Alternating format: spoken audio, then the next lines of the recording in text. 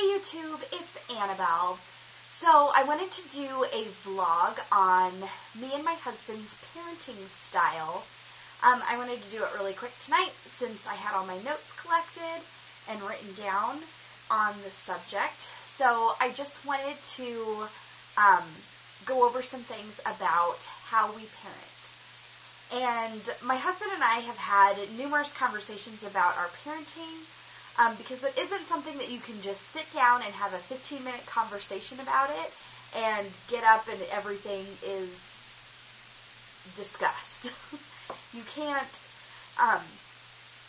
it's not something that can just be one conversation. Like, it has to take time and trial and error and rediscuss everything.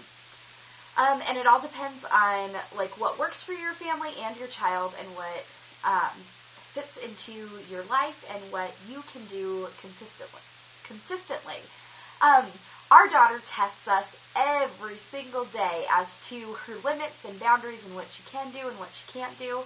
And it is our main parenting goal, our main goal is to prepare our daughter and our children of the future for life in the real world after they are grown and become adults. So that is the main purpose. And I don't know who says it, but you're not raising children, you're raising adults. And this is just the learning phase is the whole, and you learn all through your life, but your main learning is all during your childhood. And even in the high school years when you think that you know everything, there's still so much to learn and so much to experience. And we just want to prepare our daughter as much as we are able to.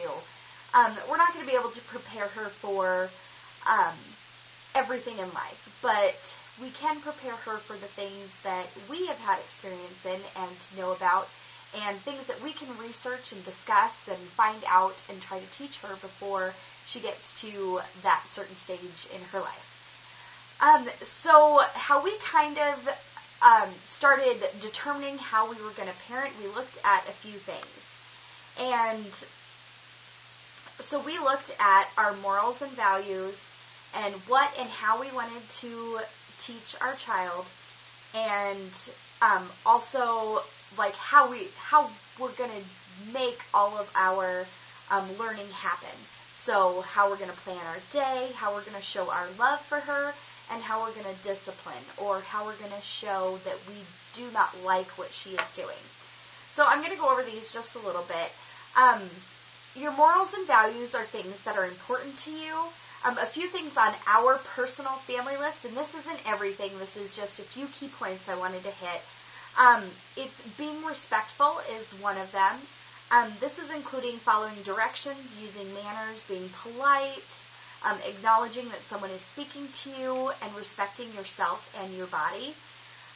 Another thing is behavior in public, and that's like being a good citizen. And another thing we want to teach her is to do no harm, and that's do no harm to yourself or to others. And for the topic of what and how you want your child to learn, a few things on our list are we definitely want our daughter to learn how to make decisions and problem solve. And we also want to teach her about emotional stability, recognizing her emotions and how to deal with them. And also some random things are sharing, showing empathy, and being honest. And how we're going to do all of this is how we plan our day. And for right now, she is just kind of learning how things are going and how we're going to react to what she does and that sort of thing. And in the future, it's going to be she's going to get up in the morning, she's going to have school, whatever activities she chooses or chooses not to be in, how we're going to fit all of the stuff that we want her to learn in. Because I have some things that I do want to teach her is some life skills, and that includes stuff like how to do laundry. Some college students don't know how to do their laundry. They don't know how to take care of their finances. They don't know how to do simple car maintenance, simple home maintenance, all that kind of stuff. We definitely want to create an atmosphere, and with planning our day and our years and all that kind of stuff, where we are teaching as much as possible. I think that is a great role of the parent, is to be a teacher. And it's kind of, I don't know how to put it. It's kind of like from generation to generation. And what your parents taught them, and what they taught you, and what you're going to teach your children, and what they're going to teach their children, it all kind of flows together. And I think that every generation strives to not necessarily be better than, but learn more, and just, I don't know how to put it, be wiser than those that have come before them. But you have to learn from those that have come before you first, if that makes sense. Okay, so how we show our love is we want our daughter to know that no matter what, that we're going to love her, and that we want the best for her, and all while being able to guide her and teach her when we dislike the behavior that she is engaging in. So that comes down to how we discipline. And there's a few things with this, so I will just read my notes. Okay, so the goal of our discipline is to get our daughter to acknowledge that mommy and daddy is trying to tell her something. That is where we are at right now. She is almost 13 months old, and that's where we're at the stage right now where when we say something, we need her to listen. We need her to acknowledge that we're saying something, to listen to what we are saying, so understand what we're saying, and then follow directions when she is asked. That is what we are trying to teach her right now. So there might come a time when it is imperative that she listens to us, and we need her to be ready for that situation. So if she's not listening and doesn't care when we're speaking to her or trying to communicate something important to her, and if something happens, say that she's running towards a busy street or she finds chemicals at grandma's house, we want to teach her what is safe and not safe to do. We do not put many restrictions on our daughter. How I determine whether or not we will discipline her is I always ask myself why. So why can't she do that? Why isn't that safe? Why not? And etc. So we do not allow her to do things that may hurt herself or other people, such as play with or mess with such things as outlets, plug-ins, hit our dogs, push other children, throw food at the walls, because that's just not necessary and just makes a big, huge mess, and things like that. So I don't think that you can spank a child and then tell them not to hit or use violence, because as we are finding out with our daughter is monkey see, monkey do. So my husband likes to play with this big, huge blow-up ball that we have, and it's like the world. It's a little globe, and it's got all the continents on it and all that stuff. But he throws it up in the air. He's thrown it at the wall a couple times. Well, when my daughter gets that ball, she starts throwing it at things. So monkey see, monkey do. So if we tell her that she's not supposed to be doing something, like let's say she hits say we have a play date and she hits the other child. She's been pushing lately. But say she hits them. So if I come up to her and hit her and tell her no hit, that's sending mixed messages. Okay, so mommy can hit me, but I'm not supposed to hit them. And I don't want to mix that up for her. So I don't have a problem with like other people spanking their children. I think there's a line that can be crossed with spanking, but we are not choosing to do that. So we use timeouts, and we ask first, and if she fails to listen and or does something wrong on purpose, and that's the key, is on purpose, we use timeouts. So if she's carrying a toy and smacks me in the head with it on accident, she doesn't get a timeout for that. But if she purposefully takes a toy and hits me across the face with it, because that has happened when she's got really excited and start playing, I ask her to stop. And let's say she does it again. And then I tell her that, no, you don't hit mommy with the toy. And once she knows that that is not a correct thing to do, that that's not how you treat other people, then she would get a timeout for it. So if she comes up to me and does it on purpose, then she would receive the timeout. Okay, so like I said before, she's almost 13 months old. We got another week to go. But let's see. I just lost my spot. Okay, so when we mention that we use timeouts on her, people usually are shocked and they're like, already? That I've gotten that she's too young, that she doesn't know yet. And my response back to all of those people is that, and I'm very nice, but no one lives in our house with us. And I think that people underestimate the intelligence of our daughter. And I'm not saying that just our child is smart enough to do things like be stubborn and stuff. It just depends on what age they hit it at. It just depends on the kid. But our daughter recognizes if something is right and something is wrong. She is making that connection. Now, obviously, she hasn't done every single situation that's right and or wrong. But we are teaching her as we go along what is appropriate and what is not appropriate behavior. So, okay, so I'm not saying that all 13-month-olds should receive timeouts. I'm not saying that. I didn't even think that we would be using timeouts until at least 18 months. Like, I didn't think she would be doing, like, deviant things until, like, the summer. But our daughter is a little stubborn firecracker, just like me and my husband. So she is always into something, and we are teaching her what is right and what is wrong, little by little. She knows that it is not good to hit or to push or to pull things down, to play with things that are not safe. Obviously, she doesn't know what everything is safe. But you can tell when a child knows when they are not happy with you, and they will go do that thing.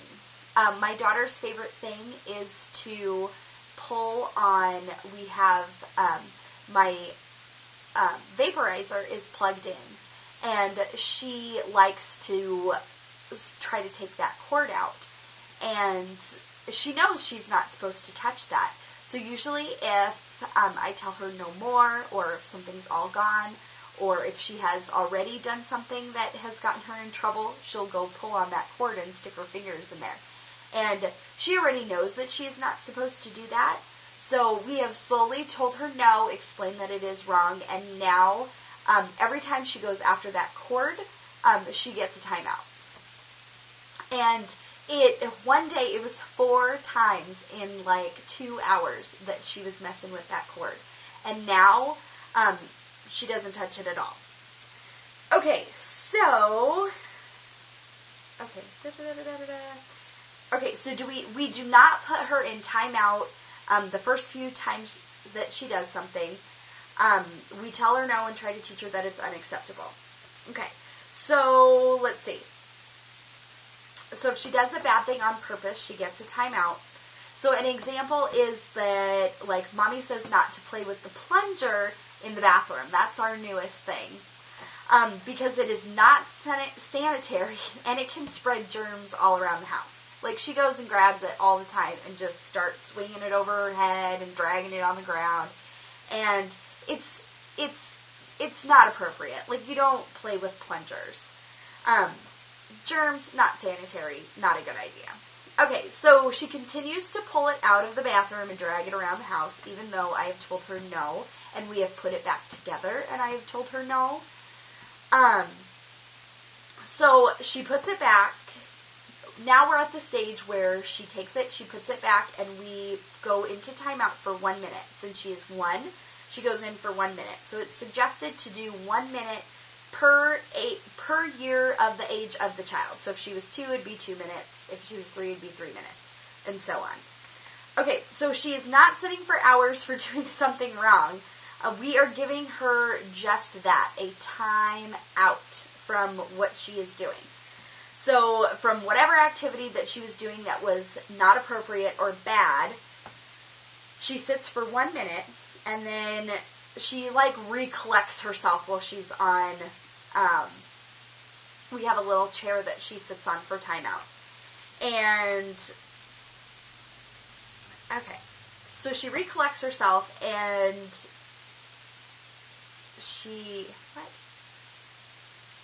and then she, after timeout, she begins to do an activity that she's allowed to do. So after she sits, we explain that she did not listen to mommy or daddy when they said no, and she gets a high five for sitting. So we praise her for sitting and doing a good job at that. And then we direct her towards a task that is appropriate, such as playing with the toy. So that's how we do it. And so if you look up parenting styles, you'll find 4 common ones that pop up all over the place. And you'll find authoritarian, I think that's how you say it, authoritative, permissive, and then uninvolved. And the one that, if you read all 4 of them and then you, multiple choice, pick which one is right, the authoritative parent is the one that establishes rules and guidelines that their children are expected to follow. However, this parenting style is much more democratic. Authoritative parents are responsive to their children and willing to listen to questions. And that's one thing that I did not grow up with. I grew up with, we said it, so you do it. There's no ands, ifs, or buts about it. And that was with everything. So this allows for questions. And that's one of the reasons why right now I ask myself, why can't she do that? Why is it bad? Why? So that way when she actually is able to speak and able to say, well, why can't I play with that outlet? So I can tell her that the vaporizer produces steam and it's hot. And if you play with the cord, there is the possibility that you get electrocuted from the outlet. Or if you play with the cord, you can pull the vaporizer down and water will go everywhere and the top of that machine is hot and can burn you.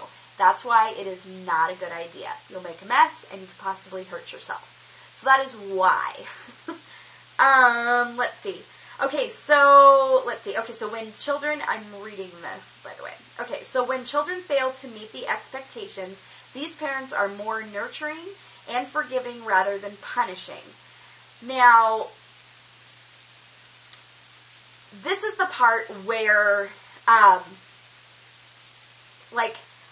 get what they wrote, but my whole thing, because I do think that we are authoritative parents, our way of being nurturing and forgiving is to redirect her to a different activity that's good and praise her for good things.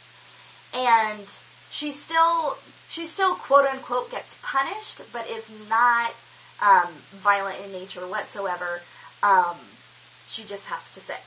Okay, so let's see. Okay, so these parents monitor and impart clear standards for their children's conduct, and they are assertive but not intrusive or restrictive. Their disciplinary methods are supportive rather than punitive. They want their children to be assertive as well as socially responsible and self-regulated as well as cooperative. Okay, so I read that from about.com, and it was the heading is the 4 parenting styles. So if you want to look those up for yourself, you sure can. Let's see.